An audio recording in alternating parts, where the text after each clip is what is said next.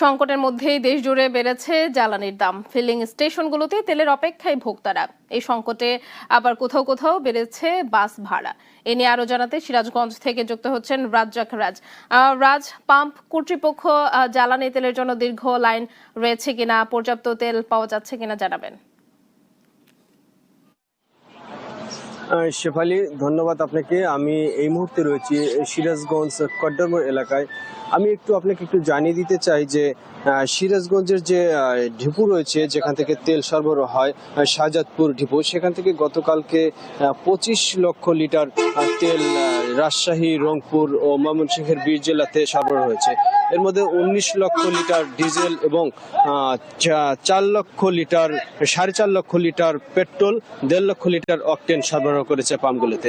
এখানে আমরা কড্ডরমোড়ে যে বাড়তি যে সরকারের যে নির্ধারিত যে ভাড়া বাড়িয়েছে কিলোমিটার প্রতি 11 পয়সা, সেই চিত্রটাই আমার এই কড্ডরমোড়ের কয়েকজন যাত্রীর সাথে কথা বলে যে বিষয়টা জানতে পেরেছি যে কিছু কিছু কাউন্টার বাড়তি ভাড়া নিলেও কিছু কিছু কাউন্টার আগের যে পূর্বে নির্ধারিত 350 টাকা ভাড়া, সেই ভাড়াই কিন্তু নিচ্ছে।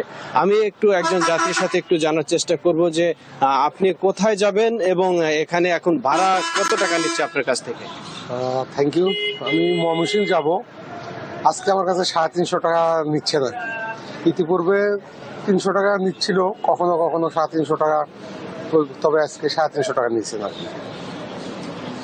শেফালি, আমি একটু বিষয় জানিয়ে রাখি যে সিরাজগঞ্জের যে জেলা প্রশাসক আমাদের তেলের বিষয়ে একটি বিষয় জানিয়েছেন যে কৃষকদের যে তেল সরবরাহ হচ্ছে, সেটা কিন্তু এই মুহূর্তে সেচ প্রকল্পের জন্য সর্বশেষ পরিস্থিতিতে কিন্তু তাদের পর্যাপ্ত তেল লাগে। সেই ক্ষেত্রে জেলা প্রশাসনের পক্ষ থেকে অগ্রাধিকার ভিত্তিতে কিন্তু কৃষকদের মাঝে তেল দিচ্ছে।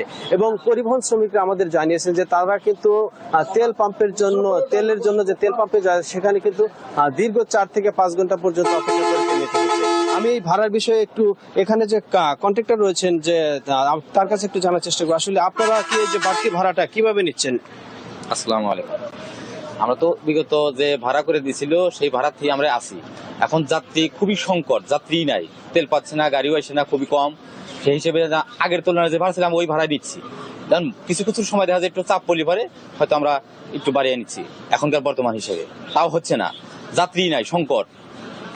এছাড়া তো গাড়ি হেল্পার সুপারভাইজার কেউ বেতন পায় না, খালি গাড়ি, একটা গাড়িতে পার হতে 46 জন যাত্রী লাগে কমসে কম, সে যাত্রী হচ্ছেই না। জি, যেমনটি শুনছিলেন যে ওনার যাত্রী কারণে কিন্তু পূর্বের যে ভাড়া, সেই ভাড়াই অনেক কাউন্টার গুলো নিচ্ছে। তো এই ছিল সিরাজগঞ্জ কড্ডরমোড় থেকে আমার কাছে সর্বশেষ অবস্থা। ফিরে যাচ্ছি স্টুডিওতে। শেফালি, ধন্যবাদ রাজ। দর্শক, সিরাজগঞ্জের